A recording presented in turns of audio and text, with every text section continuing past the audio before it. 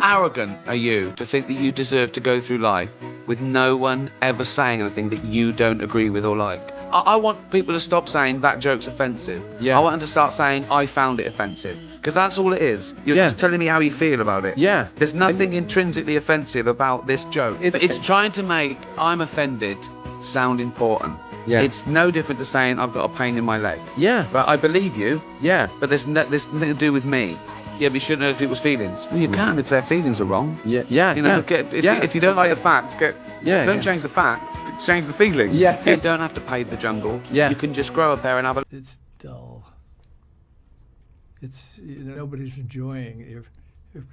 I grew up in a neighborhood with lots of different types of people, a lot of different nationalities, and along the way, because I moved a lot, I was born in the Depression, and so I moved a lot, and I knew a lot of people, and I always enjoyed the differences. And I think if people enjoy the differences in everybody, then they are willing to, to have fun with it. We used to have fun with it. We'd insult each other and laugh and scratch with it. And it was... So true. This dividing of people, men against women, black against white, etc., is pure evil. A lot of things at that moment, and gradually over the next years, and with the influence of many good people, I came to understand certain things. And the poison that I had seen happen, and that happened actually to me. This idea of propaganda is real, and it gets to you. Now, we live at a time now where the media is pouring propaganda into people's homes. Slanders and lies are being accepted as truths. Donald Trump has been a Russian intelligence asset since 1987. We are at war with Russia. The nation and all of our freedoms hang by a thread. It's illegal to possess these stolen documents. It's different for the media. So everything you learn about this, you're learning from us. And all the stuff that's going on further in our universities and in our schools that's damaging our children. And this is backed by most of Hollywood. If you're a conservative in Hollywood, you're on the outside. And you don't have an easy chance for a career. People can hire who they want. This is a free country, still. So it's their business. They want to work with certain people and not work with other people. It's okay with me. But of course there is this kind of bias, and it is reflective of the blacklist that they make such a big deal about. It's just as clear a bias as that time. When Lenin came to office, in the first 4 years of his reign as the head of the Soviet Union, 4 million people were starved to death. 10 years later, under Stalin, another 6 million at least were starved to death. They don't know how to govern. They're just no good. You look at what's happening with Joe Biden today. He's destroying our economy. We're looking into inflation. Gas prices are going up. They're not good at it. The only thing they're good at is being destructive, as they showed themselves to be during President Trump's 4 years. All they did was try to destroy this country and bring down a sitting president. And now you have big tech participating in it. Can you imagine that this cancel culture, they cancel out the President of the United States? What? I mean, it's very, very serious. It's a battle for the truth. But thank God for our founding principles and our founding documents, and especially the Constitution. Even though it's been eroded and attacked, still enough of it has kept us alive. And I believe that we're going to prevail. That's what I believe. I believe all these wonderful people that have stepped up and can explain things to the American people. And once a person gets connected to the truth of things, they don't leave it. The truth is God's truth. The truth is God. Good is God. And we're fighting lies. Well, that's what's great about what this channel does, what Ben Shapiro has done, what Candace Owens has done, They have alerted people, awakened them. So we have a little battle on our hands, and we're not going to give up. He's basically announcing his retirement. Hollywood will blacklist John for his patriotism. The gay community started accusing African-American community of being homophobic for not supporting him. What they didn't understand is that we were supporting him with our silence. because we understood that this nigga was clearly lying. Black people never feel sorry for the police, but this time we even felt sorry for the police. Can you imagine if you was a police veteran taking this kid's police report? Okay, Mr. Smouillet, please tell me what happened. All right, 2 a.m. You left the house at 2 a.m. It's minus 16 degrees. And you were walking. You were walking. All right. And where were you going? Subway. Sandwiches? That's when the men approached you? Did you see them? Do you have any? Okay, what they have on? MAGA hats. MAGA. Subway. Sandwiches? God. We die of laughter every time we listen to this part of his stand-up. This whole bit was hilarious. But I can't say the word faggot. And she said, because, David, you are not gay. I said, well, Renee, I'm not a nigger either.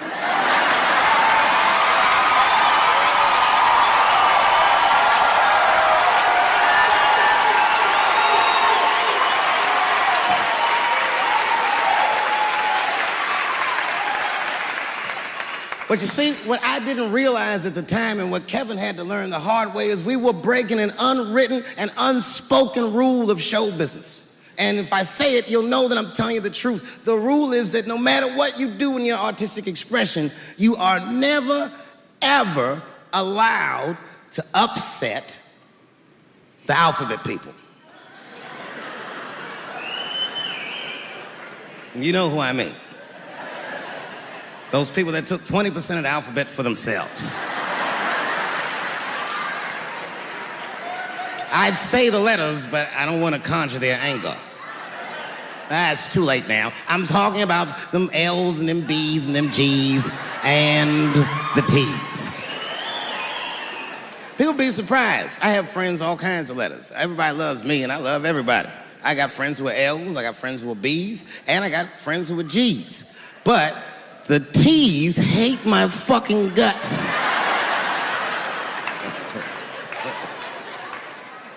And I don't blame them. It's not their fault, it's mine. I can't stop telling jokes about these niggas. I don't want to write these jokes, but I just can't stop.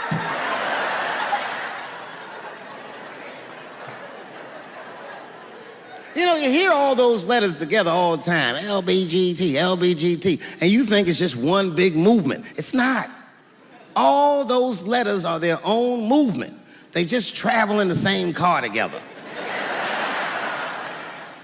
And my guess is,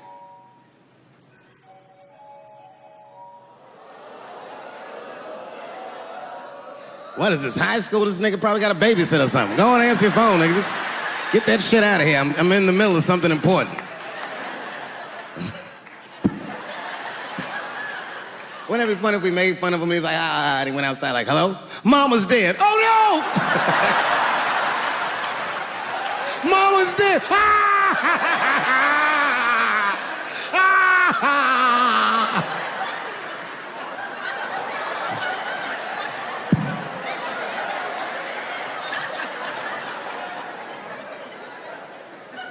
That was a weird timed phone call, wasn't it? It's like his phone is gay.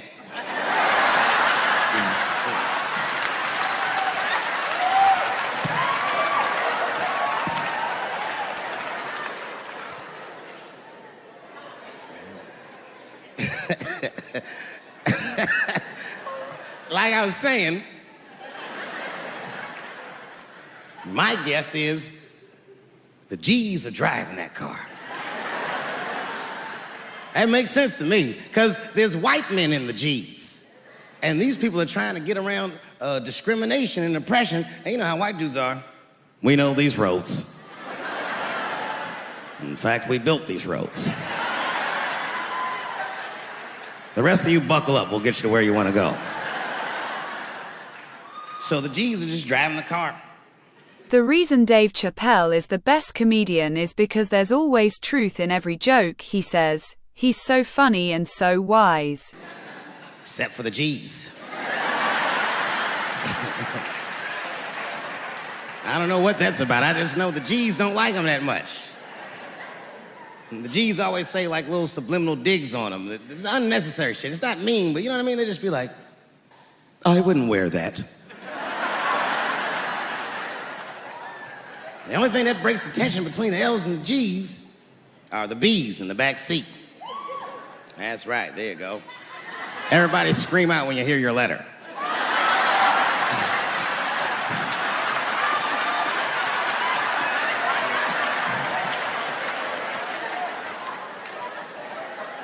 If it's one thing that the L's and the G's agree on, is that the B's are fucking gross. They seem greedy to the L's and the G's, you know what I mean? They're just sitting in the backseat like, yeah, man, I'll fuck anybody in this car. What's going on, man?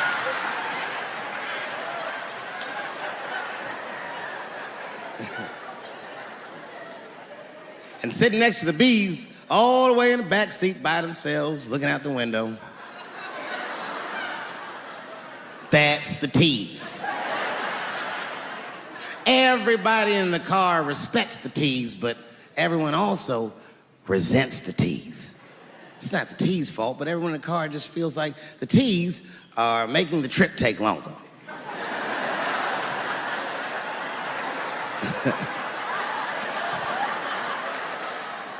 Anything the T's say gets on everybody's nerves. And then the T's don't even say anything bad. They just be in the back talking to themselves. I'm hot. Shut up. Shut the fuck up, okay? Just roll the window down, you bitch. I don't know what you... What? Just said I was hot. Could you pull over at the next exit? I need to use the restroom. There is not a restroom for you for 4 states, nigga. Will you just shut the fuck up so we can get where we're going?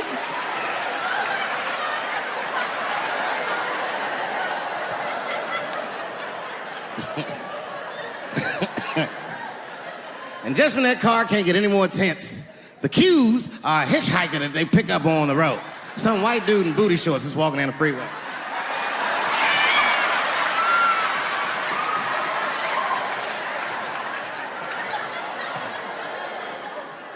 The G's see him. That guy might be one of us. Hey, are you okay? Need some help? And he come over there with them booty shorts leaning on the window. Hey, what's going on, fellas? Lady? Whatever pronoun makes you feel comfortable in the back.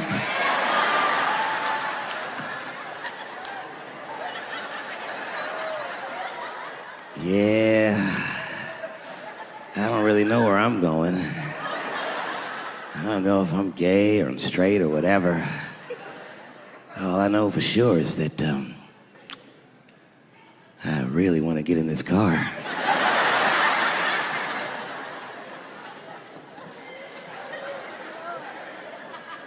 And they make him get in and sit in between the B's and the T's.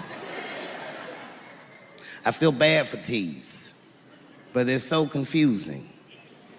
And it's not all my fault. I feel like they need to take some responsibility for my jokes. Because I didn't come up with this idea on my own. This idea that a person can be born in the wrong body.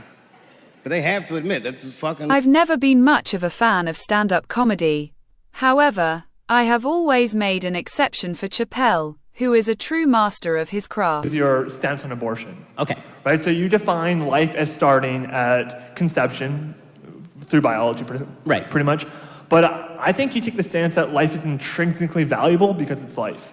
And that's where I disagree. I think there's 2 things that make life valuable. I think consciousness, the ability to experience pain, senses and stuff like that, and personal identity. In particular, psychological continuity identity. So the fact that we have memories, we have relationships, people have relationships to us. I think those are Do you need both of those, or is it neither or? I just want to clarify your position. Either or. Okay, so if it's either or, then people with Alzheimer's have real continuity problems, you can't kill them. No, because people still have relationships with them though, right? So like just because you have I mean, you have a relationship with them, but with people with advanced stage Alzheimer's, they really don't have a relationship with you. Okay, but for the sake of example, like let's say someone dies, right? The family gets to decide what you do with the body. Because I know what you say. When you say, someone says, oh, it's just consciousness, and then they're brain dead, you say, well, can you stab them? No, you can't. Because that's the family's decision what to do with the body. It's the person's decision what they want to do. So if the family decides to stab them, it's okay to stab the when they're brain dead? Yeah, if they want to No, not brain dead. Let's say that you're comatose for a specifically and predictably short period of time, say 9 months. Say now, well, what is the person? Okay, yeah. No. So I would say on the legal grounds, it would depend if what the person put in their will. If the person has made clear statements like, hey, don't pull the plug on 9 months, then don't do that. Because I think the first choice is... Right, but let's say the person has not made such clear statements. Say the person can't make such clear statements. So and he's just in a complete coma? Let's say the person has not drawn up a living will or had conversations like this. They're in a car crash, they get in a coma, you know that in 9 months they're going to come out of the coma, and they're going to be fine. Are you allowed to stab? Can the family say, you know what, these 9 months, stab the dude. Wait, so they're fine, so they're going to get their memories back? Let's say they don't get their memories back. Then I would say then that person is dead. And yeah, if the family wants to pull the plug, that's fine. I would have no problem with that, yeah. No, I would have no problem with that. Because that person is dead. You're getting into some dicey territory, dude. No, I think that person is dead. Right? And that's the best way to define life, is personal identity and consciousness. That's what makes life valuable. Right, so I think that, again, if you were to say both, that's too much. And if you were even to say either, I don't think either one of those legs stands on its own. Okay, because what you really mean, this is the thing about having a baby. It's a process of development. Right? And this is the point that I'm making. There's a period in this human life when that child does not have, or fetus or embryo, whatever you want to call it, when this living thing does not have consciousness and does not have a sense of identity. But in 9 months, it will have consciousness. Well, and even then, by the way, babies don't have a sense of identity for at least a certain number of months after they're born.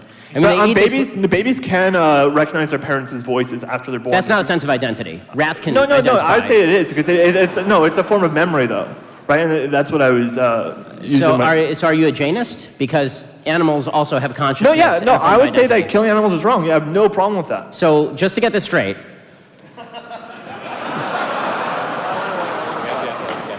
Killing Fluffy the hamster, deeply wrong.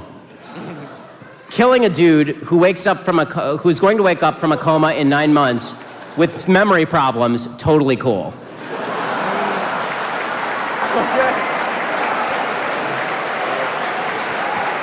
Dude set himself up for failure when he defined life, but I'll give him props for standing by it regardless of the backlash from the audience. Hi, Ben. I'm a big fan of yours, and at the meet and greet, I told you I've watched all your shows and well, watched all I your appreciate debates. it. So this question, I know no one's asked you yet, because it's a relatively new phenomenon. But to preface before we get onto the question, you've mentioned before, to which I agree to, that the women back in the days, more with like Christian values and Judeo-Christian values, that they've realized men act a certain way. Therefore, we should take preemptive measures so that men don't act that way because we know how they act. Whereas the new third wave feminist movement sees men and says, well, if men act that way, therefore women can act that way as well. So what this is leading to is the new phenomenon is the slut walk movement. I don't know if you've known about that. Yeah. With Amber Rose. Yeah, so I'm just wondering, what do you think are the ramifications of women saying, well, if men can go out and dress however they want and women can do the exact same thing, do you think that leads to a loosening of the fabric of society? Of course where I do. shame is a necessary determinant in society? Yeah, and that it leads to like sexual assault and an increase in things? Okay, so I think that, first of all, if somebody commits a sexual assault, the only person to blame is the person who commits the sexual assault, right? That right off the bat. Mm-hmm. Right? Victims are not to blame for their own sexual assault. I also think that if you put yourself in a risky situation, then you've put yourself in a risky situation, right? We do this every day, right? Every day we make decisions about what sort of situations to put ourselves in. If I walk through a high crime neighborhood waving $100 bills above my head and then I am robbed, then it is the fault of the person who robs me. It is not my fault. But I also made a bad decision to do that. Yes. Okay, so two things can be true at once. And it is not blaming the victim to say that it's a bad decision to walk through a high crime neighborhood at night waving your wallet over your head. Yeah. Right? It is also not a good idea to go to parties where drinking and drugs are commonplace with a bunch of guys who are pigs. Yes. Right? That's just not a good idea. Now, does that relieve responsibility from the guys? 100% not. If a guy rapes you or sexually assaults you, he should be castrated or killed. Yeah. I'm very strict on this. Absolutely. But And one more question. one of the things that I hate so much about this conversation is that people assume two things can't be true at once. That if I think that rape is bad, and I also think that you shouldn't make decisions that heighten your own risk factor, that I'm somehow blaming the person who heightened the risk factor for the bad thing that happened to them. Yeah. No, two things can always be true at once, and normally they are. Yeah, I just think the slut walk's increasing the sexual liberation. You know, society. as far as Too slut much. walk, again, I don't know why anybody would be prideful about their own promiscuity, man or woman. Yeah. It's confusing to me. As somebody who is a virgin until marriage, and very proudly so, and believe that that has made my relationship with my wife better and stronger and holier, I am perfectly consistent on this. I hold women to a particular standard, I hold men to a particular standard. That standard is being classy. Yeah. I know that word has kind of lost some of its meaning these days, but being classy. And one thing, Cenk Uygur from the Young Turks, he says that the Politicon debate that you're with, he says that it wasn't a real debate because debating you was like debating with a robot. So, and he preferred Tucker Carlson's debate. How do you respond to Cenk? I mean, he preferred Tucker Carlson's debate because he and Tucker agree on more things. I mean, really, that's not a rip on Tucker. He and Tucker agree on all this stuff about corporations need to be restricted, and Tucker's more of an economic populist, and cut out campaign spending, and all this kind of stuff. I mean, if he doesn't like debating me, that's his prerogative. He agreed to it. I mean, and as far as debating a robot, like, I'm sorry, I'm good at. She's not really a feminist. She's just a young, educated woman trying to find her way in the midst of all this chaos. Compared to a panopticon of the mind. For example, my father, Barry Neufeld, has taken a stand against Soji 123, and rather than debate his stance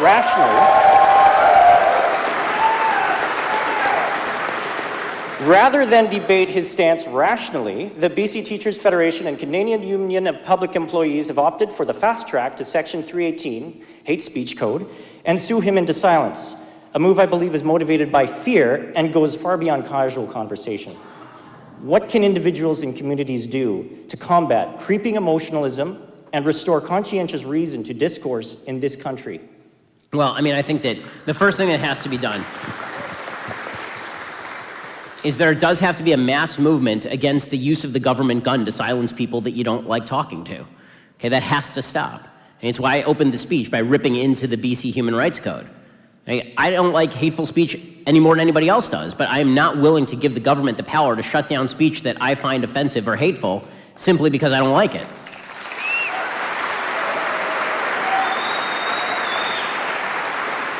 The other thing we have to do is we have to acknowledge, look, speech is linked with action, otherwise no one would care what anybody else had to say. But to equate speech with violence, which is really what so many members of the left have done these days, if I make an argument, that means that you now have to go running to the sexual assault center because somehow I've assaulted you.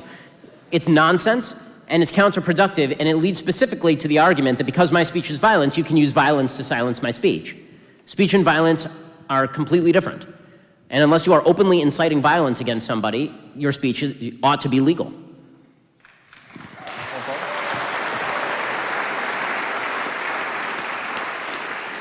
Last night you mentioned the Cartesian duality, and that piqued my interest, and it has me thinking, how much do you think this is a problem? How much do you think that's linked to actual mental illness? So, I mean, the argument that I was making last night, I spoke last night at Vancouver Hebrew Academy, and I was talking about, somebody asked a question about transgenderism, even though the speech was about anti-Semitism, and I was talking about this bizarre idea that you have a female mind inside of a male body. And I suggested that this was a kind of reversion to Cartesian duality, this idea of the ghost in the machine, that your mind exists separate from your body, and that your body has nothing to do with your mind, and your genetics and your brain workings have nothing to do with who you are as a person, and therefore, you know, you can create weird TV shows about people switching minds. Everything is Freaky Friday. And it seems to me that a lot of what is being argued right now, which is that the mind is completely separate from the body, and therefore all you have to do is change the body to meet what the mind wants it to be, is rooted in certain illogical precepts about what biology is and what reality is. And again, it's gut-churning to talk about these sorts of topics publicly, particularly when, you know, you're hurting people's feelings. Like, I actually, as much as I don't care about people's feelings, I actually kind of do. Like, I don't spend a lot of time talking about people's feelings because I feel like people use their feelings as a way to shut down debate. But the last thing that I want to do is to have people walking out really upset about things, Right? I think that's why I prefer a society in which we all grow a thicker skin. But it is true that a movement back to a sort of nearly pagan association with subjective truth is not good for anybody, including folks who are suffering from mental disorders. Say anything, but it can kill if you put action into it. If more libertarian economic policy is preferable to you, why did the economy do quite well historically with left-leaning economic policies in place, more specifically in time period from the New Deal to Nixon? So the economy did extraordinarily poorly from the time of the New Deal all the way up until World War II. UCLA economists suggest that the Great Depression was lengthened by a minimum of 8 years by the economic policies that were purveyed by FDR and his arbitrary and foolish economic policy, which really predated him. Hoover was instituting the same exact policies right after the crash of 1929. So those policies really extended from like 1929 all the way to the outbreak of World War I. The economic growth that took place until World War II, rather. The economic growth that took place in the aftermath of World War II was a result of several factors. One was actual deregulation of the economy. Remember, there was rationing during World War II. Also, the entire world was destroyed except for the United States. When you are the only mass producer still available on planet Earth and every other Western country has been decimated, that provides a pretty good export market, as it turns out. And so there wasn't a lot of competition in the marketplace. As other countries developed, then they were able to compete better in terms of manufacturing, which is why you see the car industry in the United States slowing down in the 1970s and 1980s. As far as the idea that economic growth is tied to heavy government interventionism, that obviously is untrue to the extent that the heavier the government intervention, the less economic growth there is. I don't have to cite Venezuela or Cuba. So the question is, even if you believe that government interventionism is good for the economy, which I don't, then where do you think the happy medium lies? Is it the policies of FDR and LBJ? Or is it possible that the policies of the early 1920s, which were economic boom times for the United States and were extraordinarily libertarian, are better economic policies? There's a reason that entrepreneurs, business owners seek out places where they are taxed less and regulated less. There's a reason that the United States is still the world's most powerful economy, and it's because of all the developed countries, we are the least regulated and in many cases the least taxed, although not on a corporate level. So government interventionism, the record that government interventionism has caused economic strength in the United States is scanty at best. I mean, that correlation. I enjoy the conservative intellectuals shutting down the lefties, but some more accurate and interesting titles might be nice. Struggle, my biggest struggle. Okay, and how did I overcome it? Well, I didn't. The point is you deal with it your whole life. I mean, I don't think you ever overcome anything. Like, you go to a psychiatrist basically to handle this situation, but it doesn't go away, period. So my biggest struggle was, of course, the way I was raised. I didn't really understand sympathy and perhaps empathy for other people. I was all about like, oh man, nobody likes me, I have a horrible life, that kind of thing. And I think that's why I got into the business I got into, to try to change my reality. So the biggest struggle is I finally have found a wonderful support system in my beautiful wife and family, and that only took about 45 years. The point is, the biggest struggle is to understand. The buzzwords of the day, pronouns, woke culture, and political correctness, are stirring around Hollywood more than ever. However, one of the most iconic action stars, Sylvester Stallone, is not on board with these trends. He has just made a bold statement that is shaking up Hollywood and challenging the status quo in a way only he can. Did anyone ever study an alligator, crocodile, and wonder how they survived so many hundreds of millions of years? Thick skin, almost impervious to pain. That is an element that I think is so necessary in this day and age to be successful. Talent, all right, that's a given. You have to have some of that. Ambition, yeah, you gotta have a hell of a lot of that. And this fear of failure, good helping of that, certainly inspires one to get out of bed in the morning. But the most important thing is the alligator hide. You have to be able to take criticism. I believe that some of the most talented people in the world fail because they can't take the criticism. They're too sensitive. Their artistic part of them just can't withstand the withering intellectual verbal bullets that rip them to shreds. In other words, criticism. Believe me, I was told 1,000 times, well, not 1,000, but a few hundred, you're not cut out for this. You slur, you're this, you're that. We can't fit you into any kind of category. You should really quit. Seriously, you know what? You should work behind the scenes. And I went, well, yeah, thank you for that. But everything you're saying is bouncing off. It's like bulletproof, Kevlar.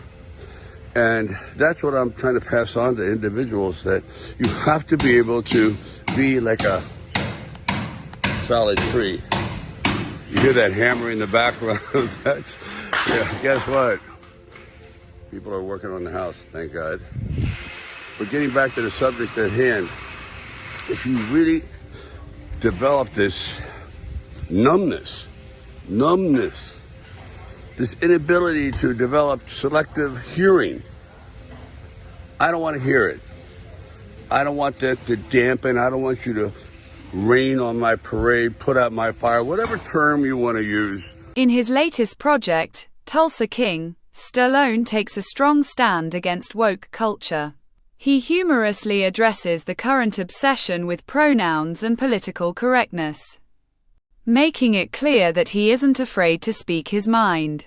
Stallone's remarks highlight the nonsense of how these cultural trends have taken over conversations in Hollywood. I don't understand it. I don't understand this wokeness thing. I think I'm one of the first people that got, attacked by the woke world and the cancel culture in Hollywood 12 years ago when they basically said we can't work with you anymore before it became a term.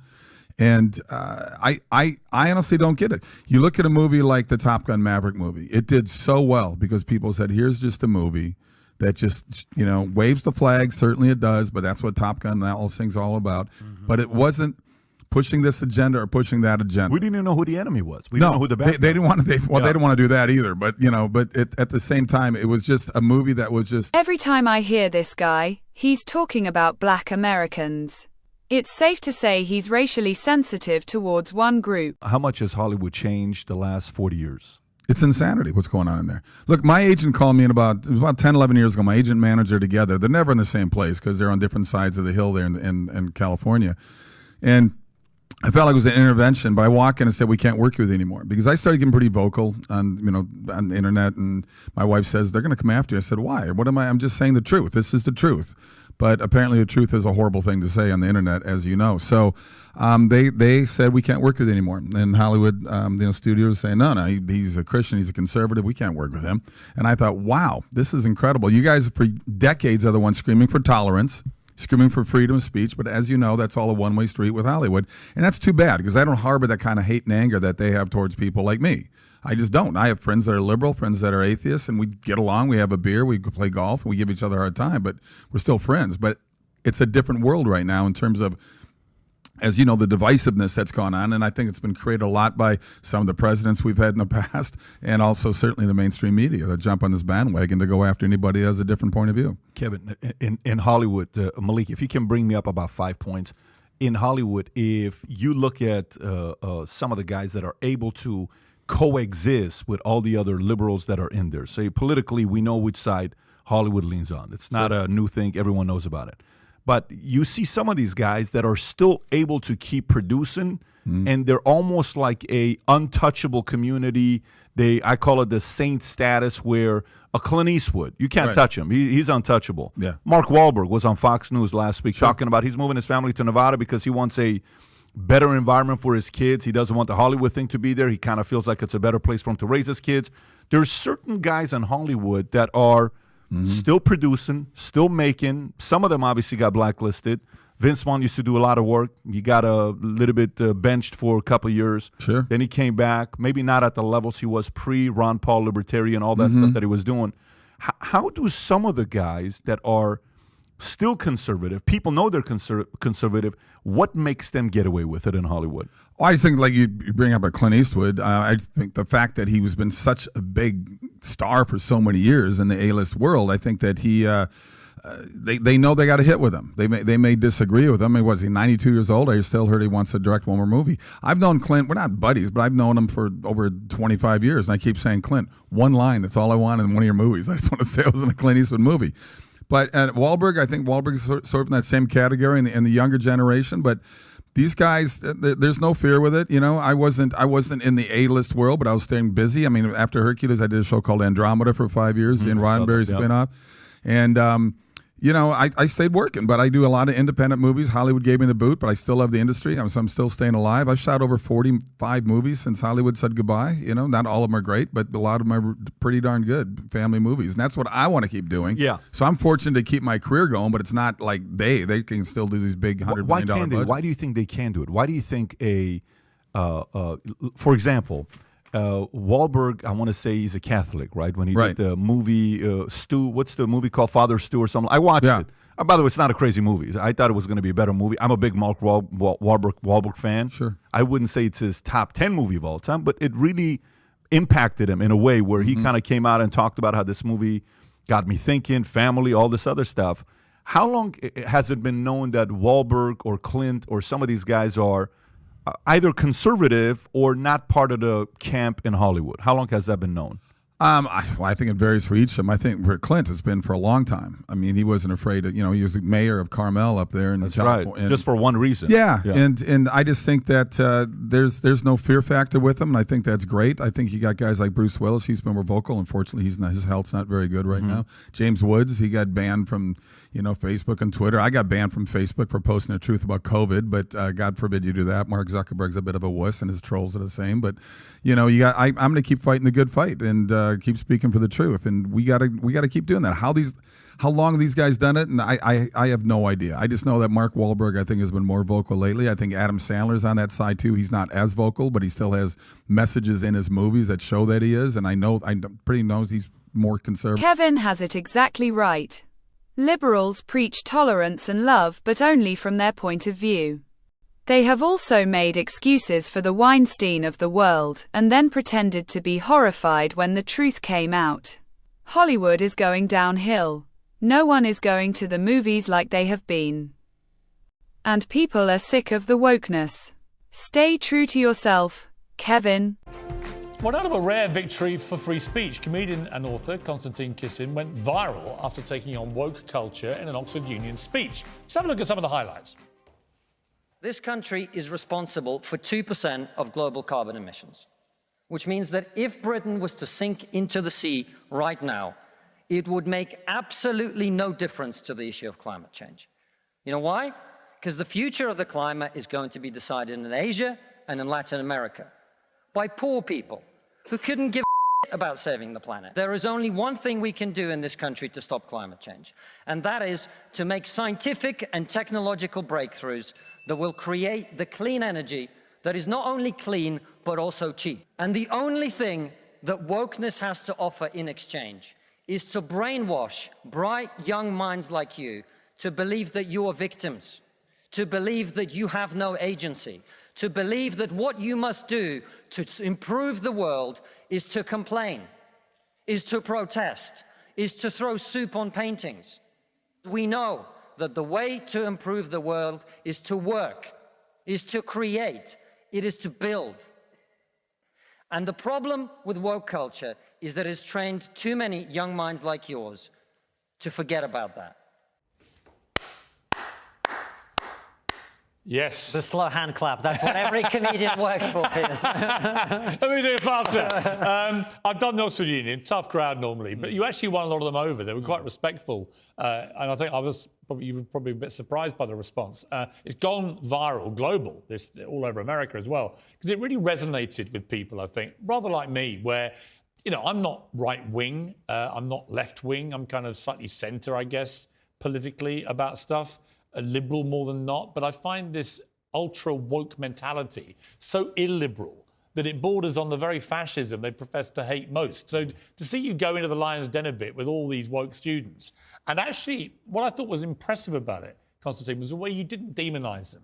And maybe that is the way to progress and get this woke nonsense dealt with properly, is that you don't demonise them, you actually show them a better way. I think so, and like you, I identify as politically non-binary, Piers. And so that's the angle I was approaching from. And look, the fact is, both you and I know that when we were 18, 20, we were idiots as well, and we were very cocky and sure of ourselves, and we thought we knew the answers to everything. What we didn't have was the internet to brainwash us. And we didn't have this very powerful ideology, actually. Wokeness is an ideology, and there's some very strong concepts behind it. But that all aside, I mean, I found that I had a very interesting encounter, because you once have seen this, but we had to wait quite a long time before the debate started. And I actually was talking to one of the students in the bar, and she couldn't believe that I even thought the woke people existed. Like, to her, this was unicorns. But she came up to me after the debate and asked for a selfie. And that's kind of what I thought really summed up the whole experience. We've got to remember, these are young people in their mind. They're open to persuasion.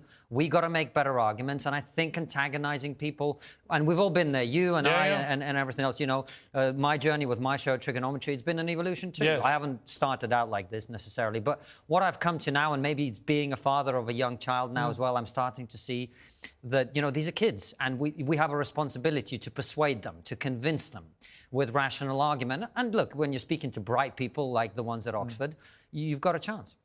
I mean, one of the worst aspects of wokery is the way that people now feel too afraid to express opinions. And it's becoming a real thing where people, you know, I had Dame Joan Collins on here, didn't want to say what she thought a woman was. And she's one of my favourite people in the world, Joan, and obviously knows what she believes a woman is, but didn't want to raise her head over a parapet just to be shot down by the trans lobby or whatever lobby it may be at any given moment. There's this mob mentality. If you don't agree with me, you must be cancelled immediately, shamed, vilified, J.K. Rowling, whoever it may be. How have we got to this place? What's fueling it? How do we deal with it? Well, first of all, I know that you're shocked by it, and I think a lot of people in the West are shocked, but actually, as someone who grew up in the Soviet Union, this is very familiar. I mean, this is exactly what we had, and that's one of the reasons I'm in this country, is my grandfather said the wrong thing and was forced into exile. So this is actually, if you think about human history, pretty standard. We just didn't expect it to be happening in the 21st century. And I think technology is a big part of it. Social media allows people to mob other people. Well, it fuels also tribalism. It fuels this sort of righteous indignation that people, the victimhood. And people there's get power. Don't forget, there's also Oh, there's power. real power. And the power actually manifests itself from the mob going to corporate world. Brilliant. I'm delighted Constantine's comments have gone viral. Will the woke people listen, though? We can live in hope. Ace, where have you been? The boys and girls are here and they're waiting to hear the 3 tales about money. My name's Emma and this is Ace. We have a fantastic story for you today. Now, the story may seem like one you know, but the characters in it are a little bit different. It's hard to believe, but the tennis ball exchanging hilarious banter with Emma Raducanu in the video is not real. It's CGI, and believe it or not, Emma is a tennis player, not an actor. But let's not distract from the powerful core message. So in the end, the princesses didn't need a prince to save them. They set up their own businesses, saved their money, and then spent it very wisely. Thanks to our princesses, Ace has learnt some new money skills. Maybe you'll buy a tower one day, or set up your own shoe business, or any business you want. Now that you've learned how to save and spend money, you can do anything. Of course, as we all know, the best way to improve the aspirations of women is by trashing men. And as Emma says, women don't need men at all. She certainly never needed any men, as far as we know, to get where she is today, except, well, a father, of course, who manages her career and, well, fathered her. And then there are her 5 coaches, who so far have all been male. Or Max Eisenbud, her agent, who apparently is very, very good at maximising her earning potential, despite being a man. And then a final twist of this dastardly tale of virtue signalling treachery. It turns out the chairman, chief executive and chief financial officer on HSBC's board of directors are all men too. Well, joining me now is Talk TV contributor Esther Krakow, associate editor of The Mirror, Kevin Maguire, and socialist author Grace Blakely. Grace... I don't know where to start with this. I mean, apart from the fact that as a man, let me just offer Miss Raducanu some advice. I think she's great. And when she won the US Open, it was amazing. but she hasn't won a shoebox since then. And I think she's spending too much time on this commercial stuff and not enough time on the court. That's my personal view as a man. Take it, leave it, trash it, whatever you want. I think you're missing, actually, the most important part of this story, right? Which isn't like the big man versus women battle that we're all supposed to take a side in. It's the fact that HSBC is a massive international, bank that has frequently been accused of things like money laundering. It was accused of money laundering for Mexican drug cartels. It was accused of supporting tax avoidance and evasion. It's frequently threatened the government of the UK to relocate to another part of the world if we say do something like raise tax on corporations, or if we start regulating the financial sector properly. And this is basically an attempt at kind of pink washing. It's saying, don't look at all the terrible things that we've been embroiled in over the last several decades. Don't look at the fact that we're basically trying to undermine democracy by telling you what laws you can and can't pass. Just look at the fact that we've done a nice, pretty little fairy tale. And oh, by the way, if you're a woman and you start a business, then that's great, and that makes you a good woman. Feminism isn't for people who don't get the chance to start. And it certainly isn't a great thing to be a woman at HSBC, where the vast majority of the people that run the bank are actually men. I mean, that's the problem with this. It's a bit like Barbie, the movie. It's a bit like all these things. There's a kind of subtext here of, well, men are pointless and annoying, and you should never not just rely on them, but have them in your life. Just expunge men from the world, and all will be fine. Well, yes, but I think that we should be more concerned with why a bank or any business feels the need to actually do this. I don't remember asking HSBC what they think about fairy tales or women in business or anything like that. Why can't they just be a business? Why do businesses feel the need to lecture us or take a particular political position as if we need them as our moral arbiters or anything? I totally agree. I mean, Kevin, Kevin, we've seen this time and again now.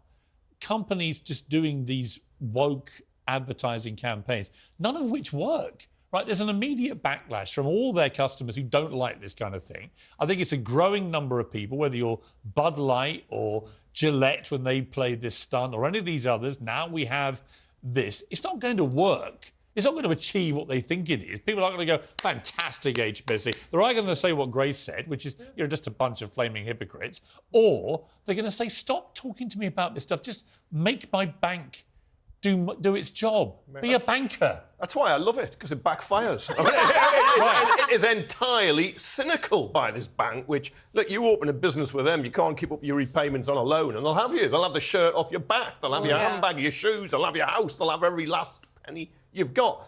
But somehow, there's a whole industry convincing them they should do this. And whoever's doing it, a good luck to the advertising people who get them to do this nonsense. Can I just say, kudos to Emma Raducanu's agent for actually getting her this gig, because she's a terrible actress. Yeah. She looks like as wooden as a board, and she doesn't even believe what she's reading. I think there is an important underlying story here, right, which is the reason that we've had this explosion in kind of, greenwashing, pinkwashing, things like ethical consumption, is that most people realise that Piers wasn't lying when he said Emma Raducanu hadn't done anything in tennis since she won the US Open.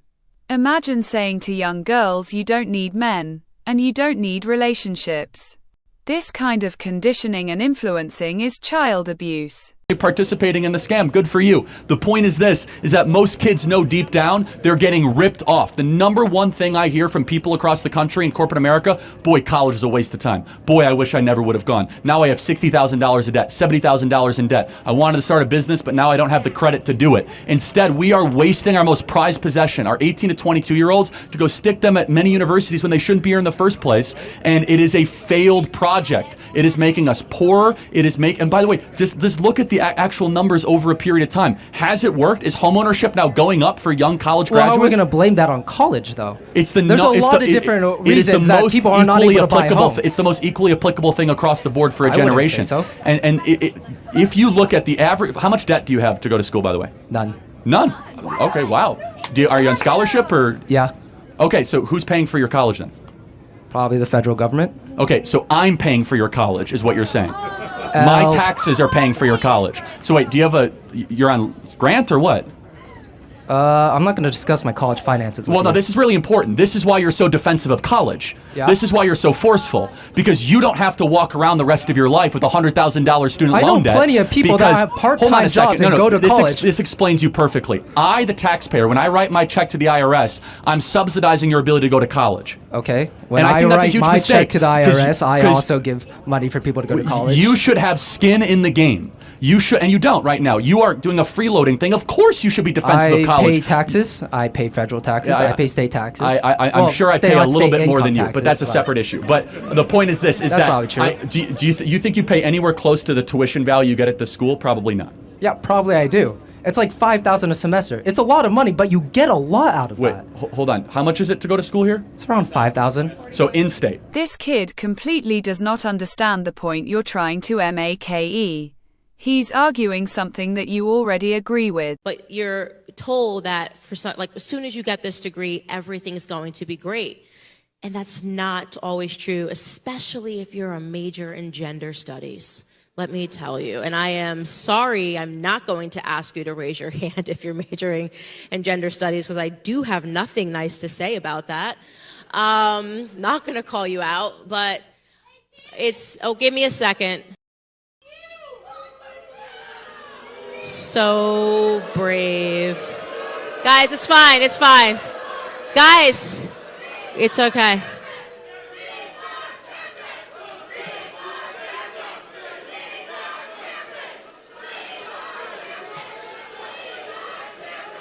Okay, guys, do you want to ask a question? Do you want to come down and ask a question or just shout? Okay, this is just a show.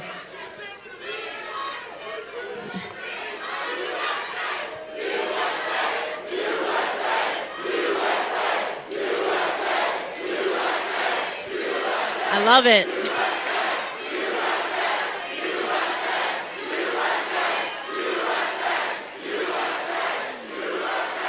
All right. Can we get the communists out of here? Guys, honestly, if you want to ask a question, I want you to stay here. But if you just want to shout and be an angry communist, could you please just leave? If you have a question, stay here. Stay here, right? If you're actually here because you have ideas, I want you to stay here. If you don't, all right, then let's just get them out of here so we can continue the event. Great, guys. Amazing. In this exchange, Candace critiques gender studies while handling disruptive audience members.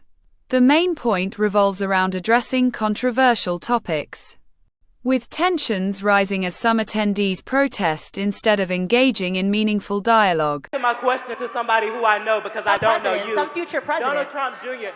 Yeah, Donald Trump Jr.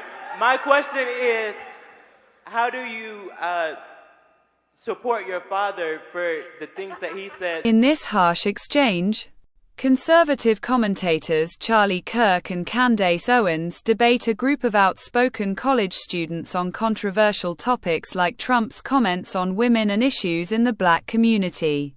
Despite sharp student criticisms, Kirk and Owens fiercely defend their views on media bias and political hypocrisy. These actors openly spoke out against Hollywood's woke trend, causing big reactions in the industry. If you liked their honest opinions, be sure to like, subscribe, and turn on the notification bell for more. Thanks for watching, and stay tuned for more real Hollywood moments.